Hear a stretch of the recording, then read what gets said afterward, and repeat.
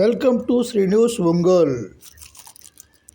ఈరోజు ఒంగోలులో MS function హాల్లో Andhra Pradesh working journalist federation association వారు మహాసభ నిర్వహించారు. ఈ మహాసభలో ఏపీ మంత్రి డోలా బాల వీరేంద్ర స్వామి, ఒంగోలు మేయర్ సుజాత గారు, ఒంగోలు ఎమ్మెల్యే దమచల జనార్దన్ గారు, జనసేన జిల్లా అధ్యక్షులు రియాజ్ గారు, పంతమదనపాడు ఎమ్మెల్యే,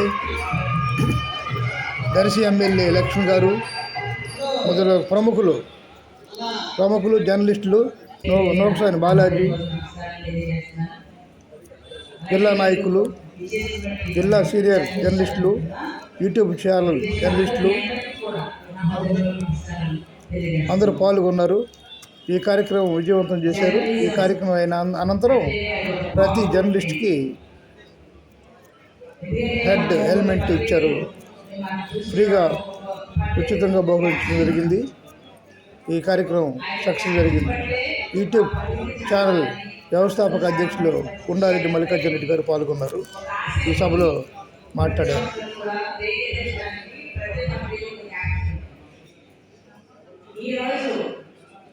జర్నలిజం ద్వారా సాధించేదంటూ ఏమి లేదనేది ప్రతి ఒక్కరికి తీసుకుంటుంది.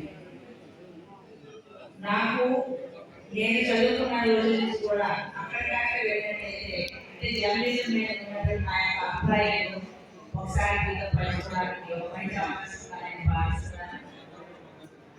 నేను స్కూల్ డేస్లో, కాలేజ్ డేస్లో ఈ జర్నలిస్ట్ గురించి అంటే మన స్వాతంత్రం వచ్చే టైం నుంచి మనం చూసినట్లయితే దృష్టి పెట్టి పనిచేసేలాగా కూడా మాకు అది సహాయపడుతుంది. గత 5 ఏళ్లలో జర్నలిస్టుల మీద ఎన్నో కేసులు ఉన్నాయి, ఎన్నో ఇబ్బందులకు గురయ్యారు. జర్నలిస్ట్ సంక్షేమం గురించి ఎవరు ఆలోచించలేదు, వారికి ఇళ్ల స్థలాల గురించి ఎవరు ఆలోచించలేదు. కూటమి ప్రభుత్వం ఎప్పుడూ కూడా జర్నలిస్ట్కి స్వేచ్ఛగా ఉండడానికి మీకు ఎప్పుడూ అండగా ఉంటాము. అలాగే ఇళ్ల స్థలాల గురించి కానీ జర్నలిస్ట్ సంక్షేమం గురించి కానీ ఎప్పుడూ కూడా కూటమి ప్రభుత్వం అండగా ఉంటుంది.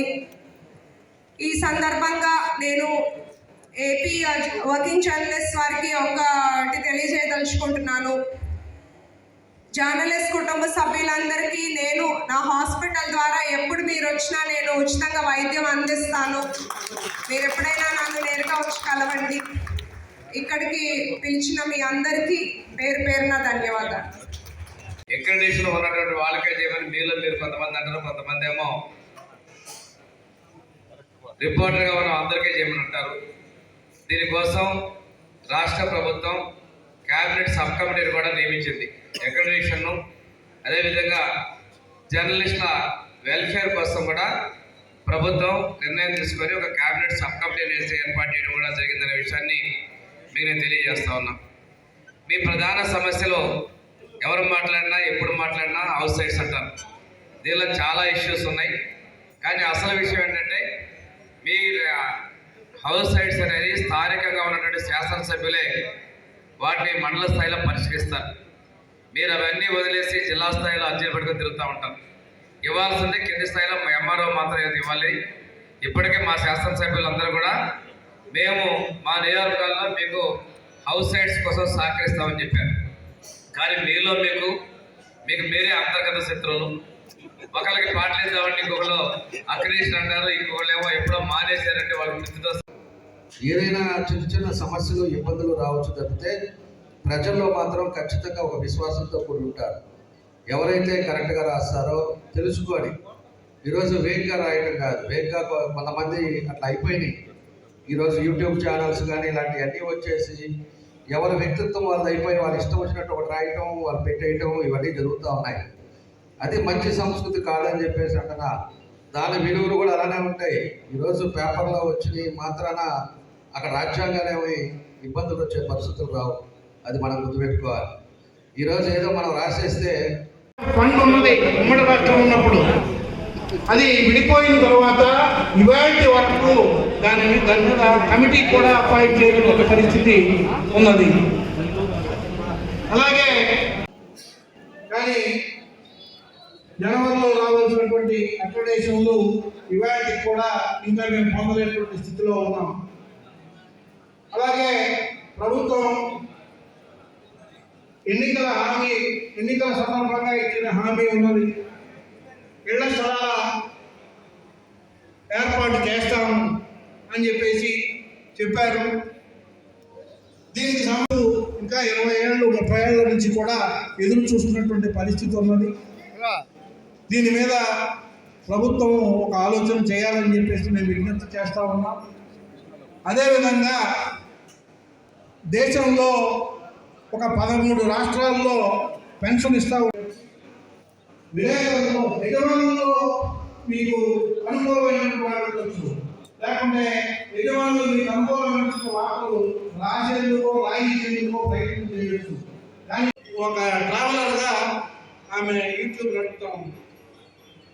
ఆ పేరుతో చాలా ఏళ్ళుగా ఒక 7-8 ఏళ్ళుగా ఆమె అనేక దేశాలు తిరిగింది, అనేక ప్రాంతాలు తిరిగింది. దాదాపు ఒక 500కు పైగా వీడియోలు ఆమె పోస్ట్ చేసింది. ఇబ్బంది కష్టము పెద్ద నగరాల్లో పనిచేసే వాళ్ళతో ఉంటుంది. ఇవాళ ఆ పత్రికకి లేదా ఆ ఛానల్కు కష్ట కర్మ క్రియ మనం పనిచేసే ఊళ్ళో మనమే పేపర్ అంటే చాలా మంది రిపోర్టర్లు పేపర్తో కలవరు.